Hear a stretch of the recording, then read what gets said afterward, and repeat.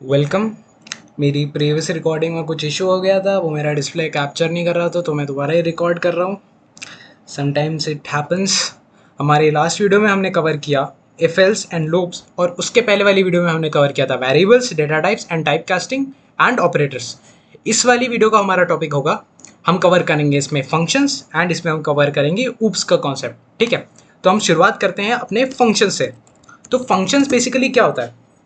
Functions हमारा कुछ नहीं, बस ये कोड की रीयूजेबिलिटी को बढ़ाता है। आप चाहते हो क्या कि आप बार बार लिखना चाहो कि रिया मुझे प्यार करती है, रिया मुझे प्यार करती है, रिया मुझे प्यार करती है, या फिर आप उसका एक फंक्शन बना दीजिए जो कि एक 100 टाइम्स तक चलेगा, जो कि सिर्फ प्रिंट करेगा रिया मुझे प्यार करती है, बट वो आपको प्यार नहीं करती है। अब चलिए इस फंक्शन को ही लिखना चाहते हैं। अगर हम लिख के देखें तो कैसे लिखेंगे? हम फंक्शन को कैसे इनिशियलाइज करते हैं? पहली बात तो डेफ लिखते हैं। डेफ लिखने के बाद में हम फंक्शन का नाम लिखते हैं। तो फंक्शन का नाम, अगर रिया मुझे प्यार करती है, तो ये फंक्शन का नाम क्या होगा? ये फंक्शन का नाम होगा झूठ। और झूठ के अंदर कोई पैरामीटर हम डालेंगे? नहीं डालेंगे पैरामीटर। और इस तरह से हमारा एक फंक्शन इनिशियलाइज होता है। अब ये जो पैरामीटर का गेम है, ये पैरामीटर का गेम क्या है, इस पैरामीटर के अंदर आता क्या है, ये हम बाद में जानेंगे। पहले हम अपने कोड को पूरा करते हैं ताकि हम बेसिक समझ पाएँ कि एक फंक्शन कैसे बनता है। हम इसमें प्रिंट करेंगे रिया मुझे प्यार करती है। हमने ये फंक्शन बना लिया। अब बस इसको फंक्शन बनाने के बाद अगर हम अपना कोड चलाना चाहेंगे तो क्या ये चलेगा कोड हमारा, या फिर ये कोई एरर थ्रो करेगा? ये एरर नहीं थ्रो करेगा। क्या ये कुछ प्रिंट करेगा? ये कुछ प्रिंट भी नहीं करेगा। क्यों? क्योंकि हमने यहाँ पे सिर्फ अपने फंक्शन को इनिशियलाइज किया है, हमने इसको कॉल नहीं किया है। हमें अपने फंक्शन को कॉल करना पड़ेगा। हम कॉल कैसे करेंगे? तो हम फंक्शन को कॉल कैसे किया जाता है? फंक्शन को कॉल बहुत बेसिक तरीका है। आप बस फंक्शन का नाम लिखिए और अपने पैरामीटर्स को बंद कर दीजिए, आपका फंक्शन कॉल हो गया। क्या ये कोड सही है? हाँ, ये कोड सही है। क्या ये कोड चलेगा? हाँ, ये चलेगा। चला के देखते हैं।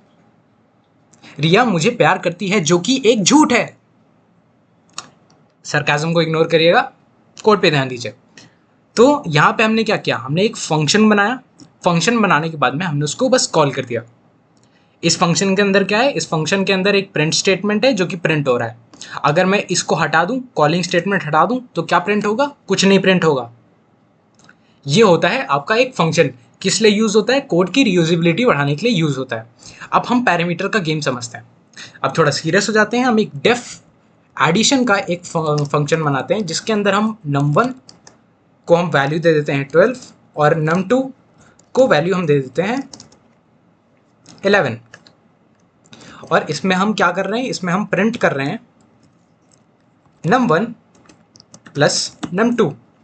आप कोई भी फंक्शन ले सकते हैं। मैंने इस तरह से एक एग्जांपल लिया है ताकि इजीली समझा पाऊँ। तो आप नोटिस करेंगे मैंने num1 और num2 को तो वहीं पे इनिशियलाइज करके वहीं पे वैल्यू दे दी पैरामीटर के अंदर। इस तरह के फंक्शन को पैरामीटराइज्ड फंक्शन बोलते हैं। ठीक है, अगर मैं यहाँ पे एडिशन फंक्शन को कॉल करूँ और एडिशन फंक्शन के अंदर कोई वैल्यू ना पास करूँ, तो क्या ये कोड चलेगा? क्या ये कोड सही है? क्या ये कोड कोई एरर थ्रो करेगा? ये कोड चलेगा और ये num1 प्लस num2 करेगा। ये होता है आपका पैरामीटराइज्ड फंक्शन, जिसमें हम वैल्यू कॉलिंग के टाइम पे ना पास करने की जगह हम उसको पैरामीटर के अंदर ही पास कर देते हैं। तो इस तरह से आपका फंक्शन बनता है। अगर मैं num1 और num2 को वहीं पे रहने दूं और मैं यहाँ पे 11 प्लस 11 डाल दूं, तो क्या ये 22 रिटर्न करके देगा? देखते हैं। 22 रिटर्न करके दिया। यहाँ पे एक नया कॉन्सेप्ट आता है। मैं आपको बताना चाहता हूँ कि कॉलिंग के टाइम पे आप जो भी वैल्यू पास कर रहे हैं, अगर आपका फंक्शन पैरामीटराइज्ड है, स्टिल वो कॉलिंग वाली वैल्यू को लेगा। इसका मतलब क्या है? कॉलिंग वाली आर्ग्यूमेंट की जो वैल्यू है उसका प्रायोरिटी ज़्यादा है डिफ़ॉल्ट पैरामीटर से। समझ में आया? जो हमारी कॉलिंग वाली वैल्यू है उसका प्रायोरिटी ज़्यादा है हमारे डिफ़ॉल्ट पैरामीटर से। अगर मैं एक 11 यहाँ पे हटा दूँ तो क्या, और यहाँ पे मैं इसको 13 कर दूँ, तो क्या ये 11 प्लस 13 करके देगा? ये देगा, क्यों देगा? क्योंकि हमने num1 की वैल्यू को 11 कर दिया है और num2 की वैल्यू ऑलरेडी डिफ़ॉल्ट पैरामीटर में प्रेज़ेंट है, इसलिए देगा ये। ये बेसिकली आप कॉन्सेप्ट तब यूज़ कर सकते हो जब आप कोई ऐसा फॉर्मूला आपने खुद से बनाया हो या फिर आप कोई ऐसे प्रोजेक्ट पे काम करना चाह रहे हो जिसमें आपको कांस्टेंट का ज़रूरत है। तो आपने 2-3 वैल्यू अपने यूज़र से ले लिया और एक वैल्यू आपने अपना कांस्टेंट रखा, तो उसकी उस जगह पे आप इसको यूज़ कर सकते हो। तो ये आपका छोटा सा टॉपिक था फंक्शन का। फंक्शन क्यों यूज़ करते हैं? अपना बेसिकली रीयूजेबिलिटी, कोड रीयूजेबिलिटी बढ़ाने के लिए यूज़ करते हैं। ये आपका बहुत छोटा सा टॉपिक था, इससे ज़्यादा आपको ज़रूरत नहीं है पढ़ने का। अगर आप पढ़ना चाहें, इन डेप्थ घुसना चाहें तो आप घुस सकते हैं, मैं आपको मना नहीं करूँगा, बट मेरा जो डेवलपमेंट का प्रोजेक्ट बनने वाला है उसमें इतना इनफ है। फिर हमारा नेक्स्ट हम टॉपिक पे पढ़ते हैं अपने ऊप्स कॉन्सेप्ट पे। बहुत इंपॉर्टेंट कॉन्सेप्ट है, हर जगह यूज़ होता है। आप जब भी डार्ट वगैरह, जावा वगैरह पढ़ोगे उसमें बेइंतहा बहुत ज़रूरत पड़ती है इसकी, ठीक है? तो हम ऊप्स का कॉन्सेप्ट पढ़ेंगे। ऊप्स में बेसिकली हर टीचर आपको बताता है, मैं भी आपको बताऊंगा। मैं वो अपने लाइक फ्रेंडली लैंग्वेज में आपको एक्सप्लेन करूंगा। तो बेसिकली इसमें 4 पिलर्स होते हैं: encapsulation, abstraction, inheritance and polymorphism. हम वही अपना लिख लेते हैं उसको। एब्स्ट्रैक्शन, एब्स्ट्रैक्शन, फिर हमारा होता है इनकैप्सुलेशन, इनकैप्सुलेशन, फिर हमारा होता है इनहेरिटेंस, इनहेरिटेंस, फिर हमारा होता है पॉलीमॉर्फिज्म। पॉलीमॉर्फिज्म आ गया हमारा। अब हम पहली बात तो ऊप कॉन्सेप्ट को पढ़ने से पहले हम समझते हैं क्लासेस एंड ऑब्जेक्ट का कॉन्सेप्ट, ठीक है? तो क्लासेस और ऑब्जेक्ट का हम कॉन्सेप्ट पढ़ेंगे। तो हम एक क्लास बना लेते हैं, हम क्लास बनाएंगे, एनिमल का क्लास बना लेते हैं, ठीक है? हमने क्लास बनाया। अब क्वेश्चन रहेगा हमारा, हमें एक एनिमल का क्लास बनाना है और उस एनिमल के क्लास में हमें एक ब्रीड लिखनी है। ब्रीड मतलब जैसे कुत्ते की ब्रीड होती है, एक काम करते हैं कुत्ते की ही क्लास बना लेते हैं, डॉग की एक क्लास बनाएंगे हम। और हमारा क्वेश्चन ये है कि हमें उसकी ब्रीड प्रिंट करनी है, ठीक है? तो सबसे पहले आपके दिमाग में क्या आएगा? सबसे पहले आपके दिमाग में आएगा कि आपको क्लास बनानी है। क्लास किसकी बनानी है? कुत्ते की बनानी है, मतलब डॉग की बनानी है। तो सीधा आप लिख दो क्लास डॉग, बस बस बन गई आपकी क्लास। आपकी क्लास बन चुकी है, इतना इजी है। आप अगर जावा या सीपीपी में बनाते होगे तो आप ऐसे बनाते होगे, क्लास का आपने डॉग ले लिया और डॉग के बाद में आपने पैरेंथेसिस ओपन कर दिया और यहाँ पे सेमीकोलन लगा दिया। आप लेकिन पाइथन में क्लास ऐसे बनाओगे और लास्ट में आप कॉलन लिखोगे, ठीक है? आपकी क्लास बन जाती है ऐसे। अब हमें, हमारा नेक्स्ट स्टेप क्या था क्वेश्चन का? हमारा नेक्स्ट स्टेप था कि हमें ब्रीड को प्रिंट करना है। ब्रीड को प्रिंट करना है मतलब हमारे पास में एक ब्रीड का एक वेरिएबल होना चाहिए जो कि ब्रीड की वैल्यू को स्टोर करे, राइट? तो हम यहाँ पे फटाफट से क्लास का वेरिएबल ले लेते हैं और उसको अभी वैल्यू दे देते हैं अननोन। क्लास की वैल्यू, क्लास के वेरिएबल की वैल्यू अभी अननोन हो गई, ब्रीड की वैल्यू। अब हमें ब्रीड चाहिए कि जब ऑब्जेक्ट हमारा बने क्लास का, तब हमारा ब्रीड का वैल्यू अपडेट हो, मतलब उस ऑब्जेक्ट का वैल्यू उसमें इनिशियलाइज हो। हम क्या करेंगे? हम यहाँ अपना नया टॉपिक पढ़ेंगे कंस्ट्रक्टर्स का। पाइथन का कंस्ट्रक्टर आपके जावा सीपीपी से थोड़ा अलग होता है लिखने के टाइम पे। तो आप कैसे लिखते हो कंस्ट्रक्टर? डेफ, आपने अंडरस्कोर लगाया, 2 बार अंडरस्कोर लगाना है और इनिट लिखना है। और इनिट लिखने के बाद में आपका कंस्ट्रक्टर बन चुका है। आपका कंस्ट्रक्टर पाइथन में ऐसे बनता है। अगर आप जावा सीपीपी सीख के आए हो तो वहाँ पे आपने नोटिस किया होगा आपका कंस्ट्रक्टर ऐसे बनता है। डॉग लिखते हो, फिर अगर पैरामीटराइज कंस्ट्रक्टर है तो पैरामीटर्स लिखते हो और ऐसे करके कॉलन लगा के आप उसको छोड़ देते हो, ठीक है? आपने उसको छोड़ दिया। मैंने शिफ्ट एंटर दबाया था तो मेरा यहाँ पे आई पाइथन खुल गया, ठीक है? आपने यहाँ पे छोड़ दिया उसको ऐसे और ये आपका कंस्ट्रक्टर बन गया। ये हो गया आपका सीपीपी और जावा के टाइप का, सीपीपी एंड जावा के टाइप का कंस्ट्रक्टर, ठीक है? लेकिन पाइथन में अलग होता है। पाइथन में आपको डेफ इनिट करके ही बनाना पड़ता है अपना कंस्ट्रक्टर। अब एक चीज़ आप हमेशा याद रखिएगा कि जब भी आप कंस्ट्रक्ट बनाएंगे आप सेल्फ को पास करेंगे। क्यों पास करेंगे मैं बाद में बताऊंगा आपको। आपने यहाँ पे ब्रीड पास कर दिया, जो भी अपना यूज़र उसको अपने डॉग को ब्रीड देना चाहता है, और फिर आप सेल्फ डॉट ब्रीड करेंगे और उसमें आप ब्रीड का वैल्यू इनिशियलाइज कर देंगे, ठीक है? मैं क्या लिख रहा हूँ, क्यों लिख रहा हूँ, आपके दिमाग से उड़ रहा होगा कि ये सेल्फ क्या है, ये इनिट क्या है। मैं आपको समझाता हूँ, सब समझाता हूँ, ठीक है? पहले मैं आपको सेल्फ समझाता हूँ। तो यहाँ पे मैं काम करता हूँ, मैं यहाँ पे प्रिंट कर देता हूँ। क्या प्रिंट करूँगा मैं? यहाँ पे सेल्फ प्रिंट करूँगा और यहाँ पे मैं एक ऑब्जेक्ट बना लेता हूँ। ऑब्जेक्ट कैसे बनाते हैं? ऑब्जेक्ट बेसिकली डॉग, मैंने यहाँ पे डॉग का एक ऑब्जेक्ट ले लिया और मैंने क्लास को लिखा और उसको कॉल कर दिया, आपका ऑब्जेक्ट बन गया। ये ऑब्जेक्ट है, हाँ। ये कोड चलेगा, हाँ। लेकिन ये कोड चलेगा, इसका कंस्ट्रक्टर में जो हमारा वैल्यू पास है ब्रीड, वो तो इसमें पास नहीं है, वो एरर थ्रो करेगा। तो हम इसमें यहाँ पे पहली बात तो वैल्यू पास कर देते हैं, लाब्राडोर लिख देते हैं अपने डॉग का ब्रीड का नाम, ठीक है। अब ये कोड चलेगा, हाँ चलेगा। क्या प्रिंट करेगा? ये प्रिंट सेल्फ करेगा। अब मैं आपको बताने चाहता हूँ कि ये सेल्फ क्या है। तो मैं यहाँ पे एक काम करता हूँ, पहले तो नीचे डॉग भी प्रिंट कर देता हूँ, जो कि मेरा एक ऑब्जेक्ट था डॉग का, ठीक है। मैंने यहाँ पे डॉग जो ऑब्जेक्ट बनाया था मैंने अपनी डॉग क्लास का, उसको प्रिंट किया और मैंने कंस्ट्रक्टर के अंदर सेल्फ प्रिंट किया। अब एक चीज़ आप ध्यान रखिएगा, आप जब भी ऑब्जेक्ट बनाते हो आपका कंस्ट्रक्टर कॉल होता है। आपने जब भी ऑब्जेक्ट बनाया आपका सबसे पहले क्लास के अंदर कंस्ट्रक्टर चलेगा हमेशा। ये आपको याद रखना पड़ेगा, किसी भी लैंग्वेज में, किसी भी लैंग्वेज में आपने अगर अपना ऑब्जेक्ट बनाया है तो सबसे पहले जो चलेगा वो होगा कंस्ट्रक्टर। इसका मतलब मैंने अगर डॉग में लाब्राडोर पास किया है तो सबसे पहले कंस्ट्रक्टर चलेगा, फिर मेरा अपने सेल्फ के अंदर वो ब्रीड पास होगी और फिर मेरा प्रिंट सेल्फ होगा। अब सेल्फ क्या है वो देखते हैं, इसको कोड को चलाते हैं। एक चीज़ नोटिस करिएगा, पहली बात तो ये डॉग का एक ऑब्जेक्ट था, समझ में आ रहा है डॉग का ऑब्जेक्ट, लेकिन ये सेल्फ में भी आ रहा है और ये जब मैं डॉग का ऑब्जेक्ट प्रिंट कर रहा हूँ तब भी आ रहा है। ये कैसे हो सकता है? और आप ये भी नोटिस करिएगा, ये जो एड्रेस है ये सेल्फ का और मेरे जो डॉग का ऑब्जेक्ट था उन दोनों का एड्रेस सेम है। इसका मतलब ये जो सेल्फ है ये कुछ नहीं मेरे डॉग का रेफरेंस है। ये सेल्फ कुछ नहीं मेरे डॉग का एक रेफरेंस है। समझ में आया? इसका मतलब मैं अगर डॉग की ब्रीड को मैं ब्रीड लिख रहा हूँ, मैं सेल्फ डॉट ब्रीड को मैं ब्रीड लिख रहा हूँ, इसका मतलब ये डॉग की जो मैंने ऑब्जेक्ट बनाया है उसकी ब्रीड की वैल्यू अपडेट हो रही है। समझ में आया? करके देखते हैं। अगर ये चीज़ सही है, अगर ये चीज़ ट्रू है, तो अगर मैं डॉग डॉट ब्रीड लिखूंगा तो ये लैब्राडोर प्रिंट करेगा। करके देखते हैं। इसने लैब्राडोर प्रिंट किया, इसका मतलब ये सेल्फ एक कुछ नहीं, ये रेफरेंस है मेरे ऑब्जेक्ट डॉग का।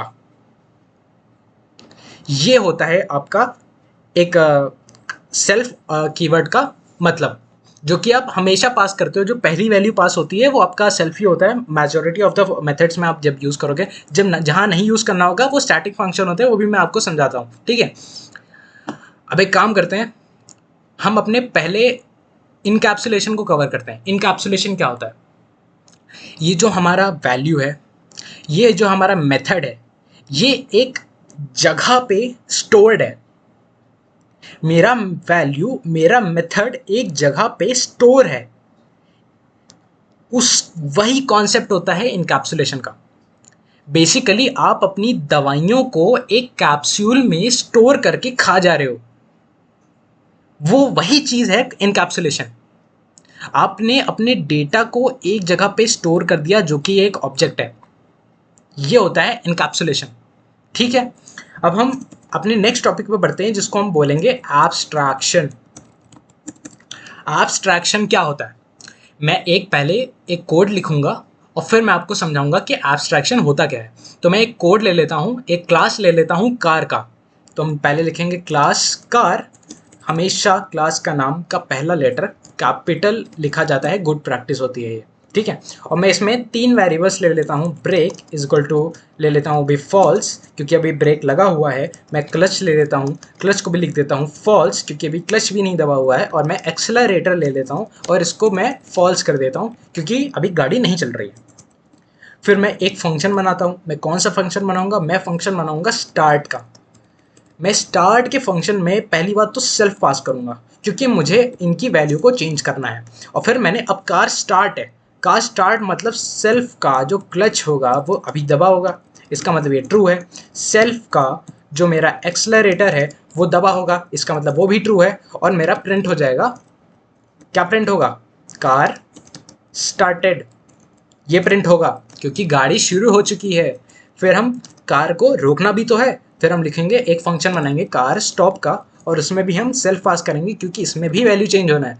अभी यहाँ पे हम वैल्यू अपडेट करेंगे। पहली बात तो अब क्योंकि कार स्टॉप हुई है इसका मतलब ब्रेक अप्लाई हुआ है, ब्रेक अप्लाई हुआ है मतलब ये ट्रू होगा और बाकी सारे फॉल्स हो जाएंगे। तो मैं इसको यहीं से उतार देता हूँ, मैंने इसको यहीं पे उतार दिया और मैंने इसकी वैल्यू को फॉल्स कर दिया। पहली वैल्यू फॉल्स हुई मेरी और ये दूसरी वैल्यू फॉल्स हुई मेरी, ठीक है। अब हम इसमें प्रिंट भी तो करना है, गाड़ी स्टॉप हुई है तो पता भी तो चलना चाहिए कि गाड़ी शुरू स्टॉप हुई है। तो यहाँ पे लिखेंगे कार स्टॉप्ड, ठीक है। अब हम यहाँ पे एक बनाने वाले हैं कार का ऑब्जेक्ट। तो आप मेरी तरह मेरे जैसे लिखना शुरू करिएगा तभी आपको ज़्यादा अच्छे से समझ में आएगा। तो ऑब्जेक्ट बनाने के लिए हम सबसे पहले क्या करते हैं, सबसे पहले हम एक नाम लेते हैं। मैंने ले लिया कार का नाम, इसी का स्मॉल लेटर ले लिया, आप कोई भी अलग वेरिएबल ले सकते हैं, मैंने इसका स्मॉल लेटर ही ले लिया। ये दोनों सेम नहीं है, ठीक है। ये स्मॉल लेटर के साथ में कार है, वो कैपिटल लेटर के साथ में कार है, ठीक है। ये दोनों सेम नहीं है, दोनों का एड्रेस अलग है। फिर मैंने यहाँ पे कार का एक नया ऑब्जेक्ट बना दिया और बस इसको ऐसे ही इनिशियलाइज कर दिया। आप देखेंगे कि मेरे पास कोई कंस्ट्रक्टर नहीं है। क्या ये कोड सही है, चलेगा? हाँ चलेगा, ठीक है।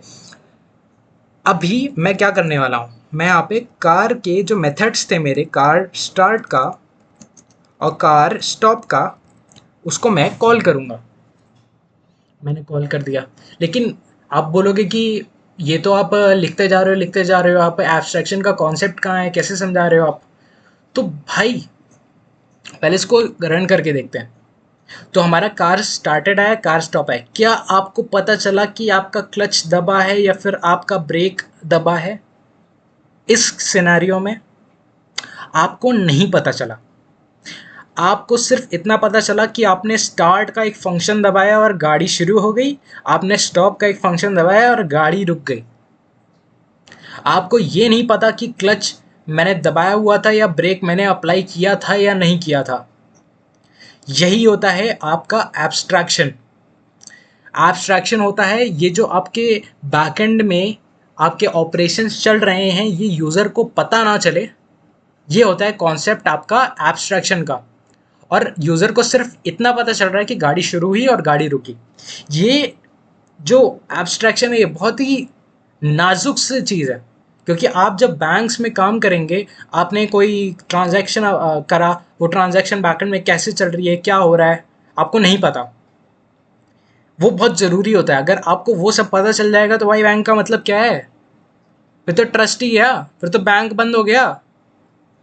ये चीज़ होता है आपका एब्स्ट्रैक्शन का कॉन्सेप्ट। आपको ये सीखना चाहिए, और ठीक है, और ये आपको आना भी चाहिए। ये फ्यूचर में बहुत ज़्यादा इंपॉर्टेंट है, ठीक है। मैं इन सबको मैं कमेंट आउट कर देता हूँ, फिर नेक्स्ट टॉपिक पे बढ़ते हैं अपने। फिर हमारा अब नेक्स्ट टॉपिक आता है इनहेरिटेंस का। तो पहली चीज़, इनहेरिटेंस आपकी 3 टाइप की होती है। इनहेरिटेंस हैज़ 3 टाइप्स, ठीक है। कौन कौन सी? सिंगल इनहेरिटेंस, सिंगल इनहेरिटेंस, ठीक है। एंड मेरे पास आता है मल्टीपल इनहेरिटेंस, एंड आता है मेरे पास मल्टी लेवल इनहेरिटेंस, ठीक है। मैं आपको सिर्फ एक बताऊंगा, बाकी सब आपको खुद से अप्लाई करना चाहिए, तभी आपको ये कॉन्सेप्ट समझ में आएगा। अगर आपको कोई भी किसी भी तरह से दिक्कत होती है, मैं आपको बताऊंगा, लेकिन आपको मैं सिर्फ 2 होमवर्क में दे रहा हूँ, मल्टीपल इनहेरिटेंस और मल्टी लेवल इनहेरिटेंस। मैं आपको बता दूंगा कैसे क्या करना है, आपको यूज़ खुद से करना है। अगर कोई भी दिक्कत आती है मेरे से पूछो, ठीक है। तो हम सिंगल इनहेरिटेंस का एग्जाम्पल लेके चलते हैं, ठीक है। तो मैं एक क्लास ले लेता हूँ एनिमल का। पहले मैं कोड लिखूँगा, फिर मैं समझाऊँगा। और क्लास एनिमल, हाँ वैसे मैं एक चीज़ बता देता हूँ, इनहेरिटेंस मतलब क्या होता है। जैसे आप हो, आपने अपने पापा से या मम्मी से कोई स्पेशल फीचर्स इनहेरिट किए होंगे, ठीक है। जैसे किसी की हाइट छोटी होगी, वो रो रहा होगा कि मेरी हाइट छोटी है। किसी की हाइट बड़ी है, वो खुश हो रहा होगा कि मेरी हाइट बड़ी है, फिर भी उसके पास में बंदी नहीं है, ठीक है। तो इस तरह से आप कुछ स्पेशल फीचर्स अपने मम्मी पापा से इनहेरिट करते हो। सेम यहाँ पे होता है, कोड मैं करने वाला हूँ, आप देखो। जैसे मैं एनिमल ले लिया और इसमें मैंने एक वेरिएबल ले लिया टीथ का, और टीथ मैंने ले लिया, उसमें मैंने वैल्यू डाल दी लार्ज की, ठीक है। और मैंने बस इसको ऐसे छोड़ दिया। अब मैंने क्लास ले लिया डॉग का, ठीक है। डॉग का मैंने क्लास लिया और उसमें मैंने एनिमल को इनहेरिट कर दिया। ऐसे करते हैं इनहेरिट। आपने चाइल्ड क्लास में अपनी बेस क्लास एनिमल को इनहेरिट किया है। ऐसे होती है इनहेरिटेंस, ठीक है। अभी इसका मतलब क्या है? इसका मतलब यह है कि ये जो डॉग का जो भी ऑब्जेक्ट बनेगा वो इस टीथ के वेरिएबल को एक्सेस कर सकेगा। क्या ये सही है? देखते हैं इसको, ठीक है। अब मैंने डॉग का एक क्लास बनाया है। अब मैं इसमें एक ब्रीड नाम का वेरिएबल ले लेता हूँ और अभी ब्रीड मेरी अननोन है। अभी ब्रीड मेरी अननोन है, अननोन है, ठीक है। ऐसे लिखता है ना, मैं भूल गया, अननोन है, ठीक है। अब हम एक कंस्ट्रक्टर बनाएंगे। कंस्ट्रक्टर हमारा बन चुका है, ठीक है। हम इसमें एक सेल्फ रेफरेंस पैरामीटर पास करेंगे और हम ब्रीड का नाम पास करेंगे, ठीक है। अब मैंने सेल्फ डॉट ब्रीड को हमने कर दिया ब्रीड। हमने यहाँ पे वैल्यू को भी इनिशियलाइज कर दिया है। अब हम यहाँ पे अपना जैसे पहले पहले करते आए थे, हम एक डॉग का वेरिएबल लेंगे जिसको हम ऑब्जेक्ट बनाएंगे डॉग क्लास का, और उसमें हम अपना कंस्ट्रक्टर में वैल्यू पास करेंगे लाब्राडोर, ब्रीड का नाम, ठीक है। अभी क्या हुआ? अभी अभी तक क्या हुआ है? अभी तक ये हुआ है कि सबसे पहले हमने एक एनिमल क्लास बनाया था। उसके अंदर हमारे पास एक क्लास का वेरिएबल था जिसके अंदर वैल्यू स्टोर थी हमारी लार्ज की, ठीक है, जेन्युइन। हमने दूसरा क्लास का एक क्लास बनाई है जो कि स्पेशल फीचर्स इनहेरिट कर रहा है। स्पेशल फीचर्स बोलो, सारी वैल्यूज बोलो, सारे फीचर्स बोलो, इनहेरिट कर रहा है एनिमल क्लास के। और उसके अंदर हमने एक ब्रीड का वेरिएबल बनाया जो कि पॉइंट कर रहा है अननोन को, जो कि एक स्ट्रिंग है, ठीक है। फिर हमने एक कंस्ट्रक्टर बनाया। कंस्ट्रक्टर में हमने सेल्फ पैरामीटर पास किया जो कि कुछ नहीं, एक रेफरेंस है ऑब्जेक्ट का डॉग क्लास के, ठीक है। फिर हमने ब्रीड का जो जो कि यूज़र अपना भेजेगा पैरामीटर में कंस्ट्रक्टर के, उसका ब्रीड का हमने वहाँ पे वेरिएबल पास करा, ठीक है। फिर हमने सेकंड लाइन में क्या लिखा? सेकंड लाइन में हमने बेसिकली जो रेफरेंस था उसके ब्रीड को हमने ब्रीड का वैल्यू दे दिया जो कि कंस्ट्रक्टर के पैरामीटर में पास हुआ था, ठीक है। अब हमने लास्ट में क्या किया? हमने लास्ट में एक डॉग का वेरिएबल बनाया जो कि एक ऑब्जेक्ट है हमारे डॉग क्लास का, जिसके अंदर हमने अपना वैल्यू पास किया है ब्रीड का, ठीक है। अभी तक सब ठीक है। हम यहाँ पे प्रिंट करेंगे डॉग की ब्रीड को। हमने डॉग की ब्रीड को प्रिंट कर दिया। क्या ये कोड चलेगा? ये कोड चल रहा है और मेरा लैब्राडोर आ रहा है, ठीक है। अब मैं इनहेरिटेंस बताने वाला हूँ, ठीक है। अगर मैं डॉग की ब्रीड की जगह डॉग के टीथ लिखूँ, क्या ये मुझे लार्ज रिटर्न करके देगा? क्या ये मुझे लार्ज रिटर्न करके देगा? ये मुझे लार्ज रिटर्न करके दे रहा है। ये होता है आपका इनहेरिटेंस। आपने एनिमल क्लास के सारे फीचर्स डॉग को दे दिए इनहेरिट करके, या फिर मैं बोल सकता हूँ डॉग ने सारे फीचर्स अपने अंदर इनहेरिट कर लिए एनिमल क्लास के पास होके। ये होता है आपका सिंगल इनहेरिटेंस। अगर मैं यहाँ पे कोई भी फंक्शंस भी बनाता, या फंक्शंस बनाने की जगह यहाँ पे मैं कोई भी और वैल्यूज़ अपने वेरिएबल को स्टोर करके रखता, तो वो क्या मेरा डॉग का ऑब्जेक्ट यूज़ कर सकता है? हाँ, वो यूज़ कर सकता है। क्या नहीं हो सकता? नहीं हो सकता ये कि जो आपका एनिमल का ऑब्जेक्ट बनता वो डॉग के फीचर्स नहीं ले सकता, क्योंकि ये पेरेंट क्लास है और पेरेंट क्लास अपने बच्चों के फीचर्स नहीं ले सकता। अगर आप एक अच्छे गेमर हो और आपके पापा एक अच्छे एथलीट थे, तो आपके पापा एथलीट थे, आपके पापा गेमर नहीं थे। ये आपका एक एग्जाम्पल हो गया, ठीक है। तो ये आपका इनहेरिटेंस का एग्जाम्पल था। अब मैं आपको एक हल्का हल्का सा बता देता हूँ कि मल्टीपल इनहेरिटेंस क्या होता है, मल्टी लेवल इनहेरिटेंस क्या होता है। आपको करना वो खुद से है, ठीक है। तो करते हैं। पहले आपको मैं बताता हूँ मल्टीपल इनहेरिटेंस क्या होता है। मल्टीपल इनहेरिटेंस बेसिकली मतलब आपके दो बेस क्लास थे, दो पेरेंट क्लास थे, और आपने एक चाइल्ड क्लास बनाया जो कि दोनों के फीचर्स को इनहेरिट कर रहा है। कैसे करते हैं? हमने ले लिया क्लास ए जो कि एक पेरेंट क्लास है, फिर हमने ले लिया क्लास बी जो कि एक और पेरेंट क्लास है, और फिर हमने क्लास ले लिया सी जो कि क्या कर रहा है, जो कि इनहेरिट कर रहा है क्लास ए अपने पेरेंट क्लास के भी फीचर और क्लास बी अपने दूसरे पेरेंट के भी फीचर्स, ठीक है। ये होता है आपका मल्टीपल इनहेरिटेंस। अब मल्टी लेवल इनहेरिटेंस क्या होता है, ये मैं यहाँ पे लिख देता हूँ ताकि आपको बाद में समझ में आए। ये होता है मल्टीपल इनहेरिटेंस, ठीक है। अब मैं लिखूंगा यहाँ पे मल्टी लेवल इनहेरिटेंस, ठीक है। अब मल्टी लेवल इनहेरिटेंस क्या होता है? मल्टीपल इनहेरिटेंस से आपको समझ में आ रहा होगा कि आपने लेवल वाइज सबको इनहेरिट करते हुए चला है। मतलब क्लास ए आपने बनाया, फिर आपने आपने बनाया क्लास बी बनाया जिसमें आपने ए को इनहेरिट किया है, फिर आपने बनाया क्लास सी जिसमें आपने बी को इनहेरिट किया है। आप इसको खुद से अप्लाई करके देखिएगा, अगर कोई एरर आएगा तो मुझे बताइएगा, मैं आपको ज़रूर समझाऊंगा। ऐसा नहीं है कि मैं आपको समझाऊंगा नहीं, लेकिन मैं चाहता हूँ कि आप ये 2 प्रोग्राम्स अपने खुद से करके देखें, और कोई भी डाउट आता है मेरे से पूछो, ठीक है। अब हम बढ़ते हैं अपने नेक्स्ट टॉपिक पॉलीमॉर्फिज्म पे, ठीक है। पॉलीमॉर्फिज्म बेसिकली बताता है कि मेथड ओवरलोडिंग और ऑपरेटर ओवरलोडिंग, मेथड ओवरराइडिंग, ठीक है, ये सारे कॉन्सेप्ट आपके पॉलीमॉर्फिज्म में आते हैं। मैं एक कोड से आपको समझाता हूँ।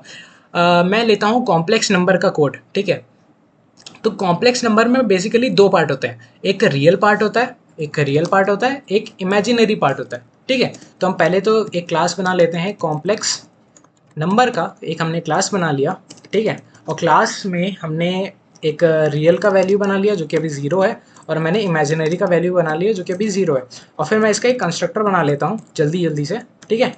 आप मेरे साथ कोड करते हुए चलना, ठीक है, अच्छे से समझ में आएगा। मैंने इसमें एक सेल्फ का रेफरेंस पैरामीटर पास कर दिया, और मैंने पास कर दिया रियल और इमेजिनरी नंबर। और फिर मैंने क्या कर दिया, मैंने सेल्फ के रियल को दे दिया रियल, और सेल्फ के इमेजिनरी को दे दिया इमेजिनरी, ठीक है। अभी ये करने के बाद में मैं चाहता हूँ कि मैं इन दोनों वैल्यूज़ को पहले आउटपुट करके देखूँ। तो मैंने एक आउटपुट का फंक्शन बनाया जिसमें मैं सेल्फ नहीं पास करूँगा, यहाँ पे एक नया कॉन्सेप्ट आ रहा है, ठीक है। फिर हमने प्रिंट कर दिया, या फिर एक काम करते हैं सेल्फ पास कर लेते हैं, सेल्फ को हम पास कर लेते हैं। सेल्फ पास किया हमने, और यहाँ पे हमने लिखा सेल्फ डॉट रियल, और क्योंकि एक इमेजिनरी नंबर है तो रियल के बाद में हमेशा आपका एक आई वैल्यू आता है, फिर हम प्लस करेंगे, फिर एक और हमने यहाँ पे लिखा सेल्फ डॉट इमेजिनरी कॉमा लगा के, फिर इसके बाद आता है हमारा जे, ठीक है। अब हम यहाँ पे एक इमेजिनरी नंबर बना लेते हैं, नंबर ले लेते हैं, नंबर इज इक्वल टू, हमने यहाँ इसका ऑब्जेक्ट बनाएंगे, कॉम्प्लेक्स नंबर का ऑब्जेक्ट बना, और इसमें हमने दे दिया 1,2, ठीक है। हमने एक कॉम्प्लेक्स नंबर बना लिया 1,2 से, हम इसको प्रिंट करके भी देख लेते हैं, नंबर डॉट आउटपुट, ठीक है। इसको प्रिंट करके देखते हैं। तो इसमें कॉमा नहीं लगा इसके बाद में, इसलिए एरर आ रहा है, कॉमा लगा दिया। प्लस नहीं होता है, कॉमा होता है। मैं भाई जावा में चला चुका हूँ, एकदम चला गया हूँ। और यहाँ पे आ गया हमारा 1i+2j, ये लिख के आ गया हमारा, ठीक है। अब हम चाहते हैं कि हम 2 कॉम्प्लेक्स नंबर को ऐड कैसे करें। अब देख, नॉर्मली ऐड आप कैसे करते हैं, 1+2 = 3, 2+3 = 5, ये नॉर्मल एडिशन है आपका, ठीक है। मैं चाहता हूँ कि मैं कॉम्प्लेक्स नंबर को ऐड करूँ, तो ऐसे तो कॉम्प्लेक्स नंबर नहीं ऐड होगा ना, कि आपने num1 और num2 2 ऑब्जेक्ट बनाए, उसको प्लस कर दिया। पहले तो एक num2 भी ले लेते हैं, इसी को यहाँ पे कॉपी पेस्ट करते हैं, ठीक है, ज़्यादा हो गया, इसको ऊपर ले जाते हैं, और इसको ले लेते हैं num2, यहाँ पे भी ले लेते हैं num2। मैं 1 सेकंड में पॉज करता हूँ, मैं गेट खोलने गया था, एवरेज ब्राउन फैमिली। फिर हम अपने कोड की तरफ बढ़ते हैं, ठीक है। तो मैंने यहाँ पे num1 का एक ऑब्जेक्ट बनाया था कॉम्प्लेक्स नंबर का, और मैंने num2 का एक ऑब्जेक्ट बनाया था कॉम्प्लेक्स नंबर का। इसमें मैं वैल्यू दे देता हूँ 4, और मैं यहाँ पे वैल्यू दे देता हूँ 10, या फिर मैं वैल्यू दे देता हूँ यहाँ पे 6, ठीक है। अब मैं चाहता हूँ कि मैं एक नया नंबर बनाऊँ num3, उसमें मैं num1 प्लस num2 को मैं ऐड करूँ, ठीक है। अब नोटिस करो कि ये दोनों तो ऑब्जेक्ट हैं, और ये दोनों आपके कॉम्प्लेक्स नंबर हैं, ये ऐसे तो ऐड नहीं होंगे, है ना। आपको बेसिकली इस प्लस वाले ऑपरेटर को ओवरराइड करना पड़ेगा। कैसे करेंगे अभी देखते हैं। तो हम ओवरराइड कैसे करते हैं, हम करेंगे डेफ और underscore underscore add underscore underscore. Basically ये जो ऐड का हमारा ये नाम है, ये ऑलरेडी हमारे पाइथन के कोड में प्रेजेंट था, लेकिन यहाँ पे हम उसको ओवरराइड कर रहे हैं, क्योंकि हमें जो ऑपरेशन चाहिए, जो हमें एडिशन का ऑपरेशन चाहिए, वो हमें ऐसे नहीं मिल पा रहा, हमें ये खुद से बनाना पड़ेगा कॉम्प्लेक्स नंबर का। तो हम यहाँ पे हमने ऐड वाले अपने मेथड को ओवरराइड किया, और ओवरराइड करने के बाद में हमने यहाँ पे लिखा सेल्फ, जो कि हमारा जो ऑब्जेक्ट है उसको वो करता है, और हमने लिखा कॉमा अदर। ठीक है, और ये करने के बाद में हम यहाँ पे इन दोनों को ऐड करेंगे, और ऐड करने के बाद में एक दूसरे वैल्यू में स्टोर करेंगे। तो ऐड कैसे करते हैं, हम एक नया रियल का एक वेरिएबल ले लेते हैं, और इस रियल के वेरिएबल में हम सेल्फ का जो रियल है उसको हम ऐड करेंगे, और अदर का जो रियल था हम उसको ऐड करेंगे। ठीक है, और इमेजिनरी कॉम्प्लेक्स नंबर जो होता है उसमें बेसिकली यही होता है कि आपका जो रियल पार्ट होता है वो रियल से ऐड होता है, और जो इमेजिनरी पार्ट होता है वो आपका इमेजिनरी से ऐड होता है। हम ये वही सेम चीज़ कर रहे हैं, हम इमेजिनरी वाले पार्ट में भी सेल्फ डॉट इमेजिनरी को हम ऐड करेंगे अदर डॉट इमेजिनरी से। ठीक है, यहाँ पे जो हमारे दो वैल्यूज़ थे, ये num1 का ऑब्जेक्ट और num2 का ऑब्जेक्ट दोनों गया, और दोनों का जो रियल पार्ट था वो रियल में ऐड हुआ, और इमेजिनरी पार्ट था वो इमेजिनरी में ऐड हुआ। ठीक है, हम और उसके बाद हम क्या करेंगे, ये जो रियल और इमेजिनरी पार्ट है हम इसको भी एक स्ट्रक्चर देंगे। और स्ट्रक्चर कैसे देते हैं, एक ऑब्जेक्ट बना के देते हैं, ताकि ये जब रिटर्न हो, ताकि ये num3 में हम अच्छे से एक कॉम्प्लेक्स नंबर का जो नया हमारा ऐड करके वैल्यू आया है उसको स्टोर कर सकें। ठीक है, तो हम क्या करेंगे, हम यहाँ पे रिटर्न करेंगे कॉम्प्लेक्स नंबर, और उसमें हम वैल्यू पास कर देंगे रियल कॉमा इमेजिनरी। अब ये एक ऑब्जेक्ट बन के num3 में रिटर्न हो जाएगा। ठीक है, अब यहाँ पे अगर हम num3 डॉट आउटपुट करके देखें तो क्या आएगा, इन दोनों का ऐड आना चाहिए, और ये ऐड होके आ गया, हमारा रियल वाला पार्ट रियल में ऐड हुआ और इमेजिनरी वाला पार्ट हमारा इमेजिनरी में ऐड हो गया। ठीक है, ये था आपका ऑपरेटर ओवरलोडिंग का कॉन्सेप्ट। ये जो ऐड वाला, आप अगर इसको अच्छे से पढ़ना चाहते हो तो ये जो जितने भी फंक्शंस होते हैं ये आप गीक्स फॉर गीक्स से देख सकते हो। वैसे मैं, अगर आपको मेरे से ही पढ़ना है तो आप कमेंट सेक्शन में लिख के बता सकते हो, मैं इन सारे ऑपरेटर ओवरलोडिंग का सारा का एक जगह पे स्टोर करके एक वीडियो बना के मैं डाल दूंगा, अपलोड कर दूंगा। ठीक है, तो ये आपका पॉलीमॉर्फिज्म का कॉन्सेप्ट था, जिसमें मैंने आपको समझाया कि ओवरलोडिंग कैसे होता है, ओवर राइडिंग का भी एक कॉन्सेप्ट होता है जिसमें आप मेथड को ओवरराइड करते हो। ठीक है, जैसे आपका कोई, ये बेसिकली ऑपरेटर ओवरलोडिंग है आपका, क्योंकि एक ऑपरेटर था आपका। मेथड ओवर राइडिंग और ओवरलोडिंग भी होता है, जिसमें आप बेसिकली मेथड के पैरामीटर्स को चेंज कर देते हो, और जितने आप पैरामीटर पास करोगे वो वाला पैरामीटर आपका, वो वाला मेथड आपका रन होगा। और जो ओवरराइडिंग होता है वो बेसिकली जैसे सबस्ट्रिंग का एक हमारा इसमें है, स्ट्रिंग का एक फंक्शन है, सबस्ट्रिंग का एक ऑलरेडी प्रेजेंट है पाइथन में, उसको हमें जैसे ओवरराइड करना है, कुछ अलग से हमें खुद से करना है, तो वो ओवरराइडिंग का कॉन्सेप्ट होता है। वो मैं अभी ज़रूरत नहीं है, जब ज़रूरत होगी तो मैं आपको वहीं पे आपको समझा दूंगा। अभी मेरे वाली सीरीज़ में लर्न व्हाट मैटर्स में मैं आपको उतना ही बता रहा हूँ जितना एक अच्छे डेवलपर को आना चाहिए, बेसिक्स। ठीक है, इसके नेक्स्ट वाली वीडियो में मैं ट्राई करूंगा कि रेगुलर एक्सप्रेशन को मैं कवर करूं, और उसके बाद में फिर हम अपने डेवलपमेंट पे पढ़ते हैं। ठीक है, मैं आपको बताऊंगा कि एसक्यूएल कैसे कनेक्ट करते हैं, और डेवलपमेंट में आपको जांगो वगैरह भी पढ़ाऊंगा। ठीक है, तो आज की वीडियो के लिए इतना ही था।